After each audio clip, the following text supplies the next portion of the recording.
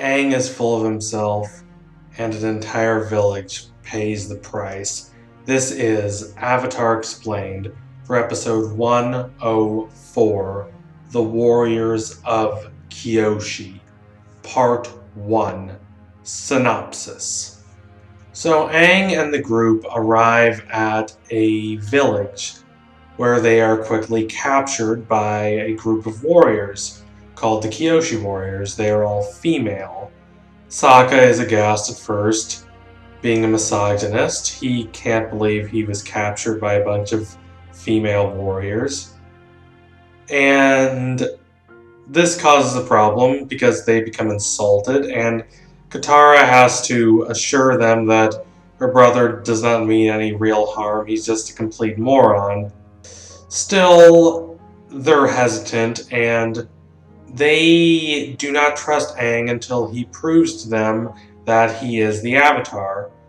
They reveal that this whole island, and more specifically the village, and even more specifically their warrior group, is named for Kyoshi, a previous Avatar. This is great for Aang, as the reincarnation of Kyoshi, he is treated as a hero by everyone. He accrues quite a fan club, and by fan club I mean a bunch of prepubescent girls who follow him around everywhere, and I do mean everywhere. And it goes to his head. He becomes really full of himself and really conceited. Katara tells him this, but he ignores her. He thinks she's just being jealous. And ultimately, it ends in disaster. Zuko comes to the village, finally, after spending a long time trying to discern their location. And he's able to find them. He's able to start rampaging through the village and burning everything that stands in his way. By the time Aang leaves the village, it is in flames. Ultimately, he extinguishes the flames with the Unagi, the giant sea serpent that lives in the waters outside Kyoshi village. But already a lot of damage has been done, and the lesson has been learned. Aang knows now that he can't become too conceited. He can't become too big-headed, or people are going to suffer. The suffering here is very personal. It's not just that Zuko burned this village full of people that they like. It's that he burned the village because they stayed there. If they had just moved on like Katara was telling them to, Zuko wouldn't have found them and the village wouldn't have been burned. It's a stirring moral to an otherwise meh episode. Part 2, Analysis. Compared to the Southern Air Temple, this is definitely a weaker episode of the show. The writing isn't nearly as strong, and the character dynamics aren't nearly as interesting. This does not mean it's a bad episode of the show by any means. In fact, it's quite good. But the writing isn't as tight, and the characters aren't nearly as dynamic. On the surface, it's a very simple episode. It's a lesson about not letting one's confidence develop into overconfidence and arrogance. It's about staying humble. It's about staying focused on one's mission. It's about not letting oneself become distracted. All these are good things, but they're handled somewhat perfunctorily here. There's nothing that special, not until the ending, which elevates the episode by introducing real consequences. Now, these consequences aren't as dramatic as someone important dying, or even something really vital being lost. But they are consequences nonetheless, and they're demonstrated in a very visceral fashion. There's this great shot when Aang is flying by on Appa of the village just burning. It's all quiet with the exception of a few sound effects. It's a very brutal, very relentless scene, and because of that, it's very effective at adding weight to an otherwise lighter episode. It's very well done, and it deserves to be commended for that. The other parts of the episode aren't as strong. There's the relationship between Suki and Sokka. Suki is one of the Kyoshi warriors. She falls in love with Sokka. Sokka doesn't appreciate her talents at first because she's a girl, but over time Sokka learns to appreciate her. And at the end of the episode, she gives him a kiss on the cheek. It's not terrible, but it's not that interesting. Suki is not the most dynamic character, and this episode doesn't exactly bring out a fantastic, nuanced side of Sokka either. It's not bad. Again, nothing in this episode is bad, but it's just kind of a disappointment, especially coming after the Southern Air Temple, which so perfectly exemplified what the show is capable of. I will have to say that the humor in this episode is strong. It might be the strongest episode thus far for humor. There's this great joke at the start when Aang is just meandering from place to place, and this is really annoying Zuko, who thinks he's this master of strategy and tactics, who's constantly trying to confound him. Then there's a bit later when Aang is standing for a painting. The problem is that there's a fangirl who comes in and stands beside him, and then another one, and then another one, and then another one after that. And the painter keeps trying to draw all the fangirls in, and ultimately he just gives up because there are too many of them. Little bits like that elevate the episode. They give it some creativity, some invention. They don't make it brilliant, but they do make it worthy of existing. Although it really is that shot of the village burning that gives weight and gravitas to everything that has happened thus far. It's a nice example of what the show becomes very good at, which is elevating otherwise mediocre episodes with real poignancy and elegance and nuanced writing. The premises of a lot of its episodes, especially in season 1, are nothing special. They're nothing you wouldn't see in a standard animated kids show. But it's the execution that makes them great. It's the craft involved. It's also good. It's also elegant. It's also layered. It really takes the premise and digs into it. It really drills into the implications of that premise and how those implications affected the characters. That's where the drama comes from. That's where the tension comes from.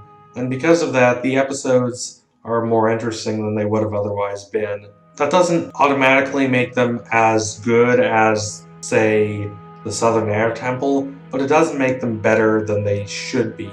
And it does show how confident the showrunners are, and how confident the show is in general.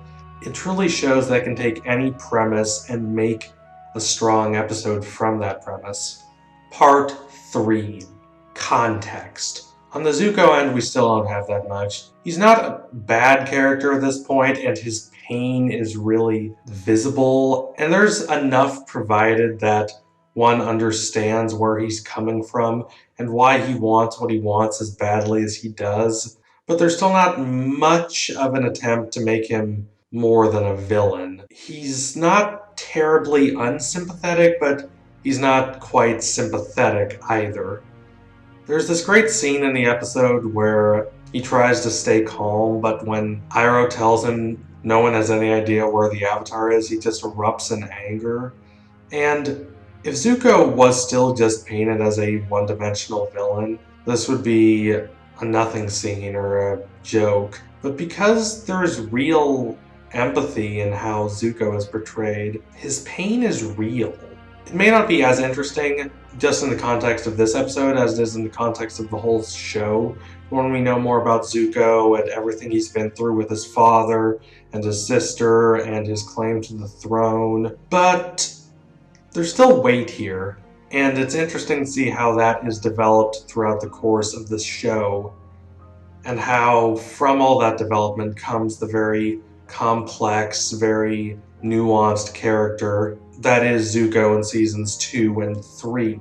Looking back at this episode, and at Zuko in particular, from the context of the entire show, it's interesting how he gradually transforms from being this more simplistic character to being so dynamic and interesting.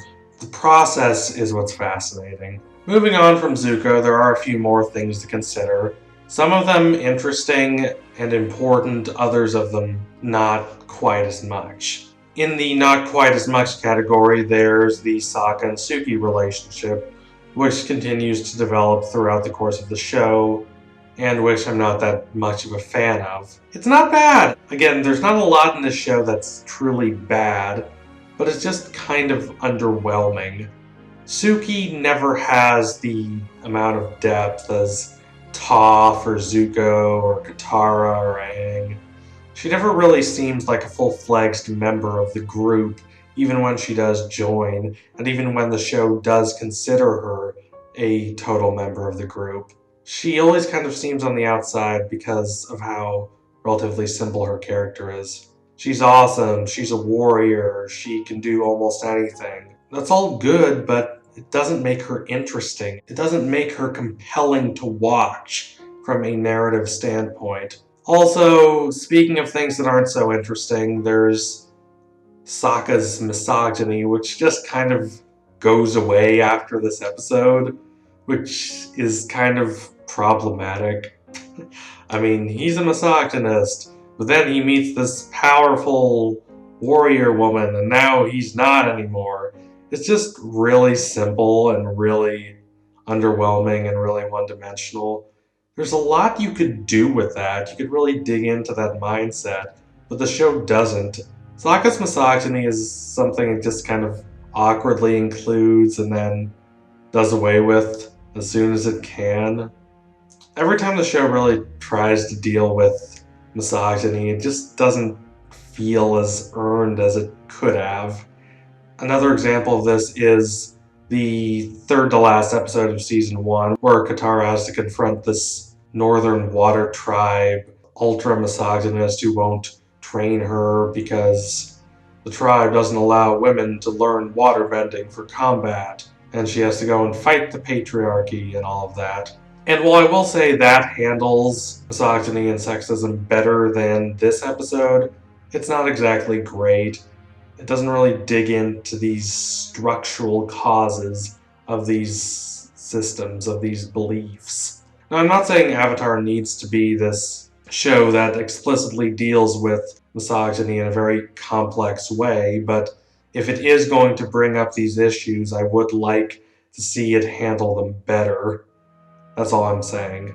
Also, on the side of things the show doesn't handle that well, Kyoshi Village returns in Season 2. However, it returns in one of the least interesting episodes of the show post-Season 1, Avatar Day. I don't know what it is about these Kyoshi-centric episodes that make them more simplistic and kind of silly than the rest. It's not Kyoshi herself, she is a fantastic character, and I would like to see a lot more about her.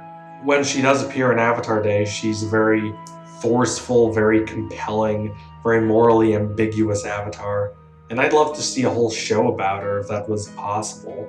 But the Kyoshi-centric episodes are just kind of bleh. They're just kind of not as nuanced or cohesive as they should be.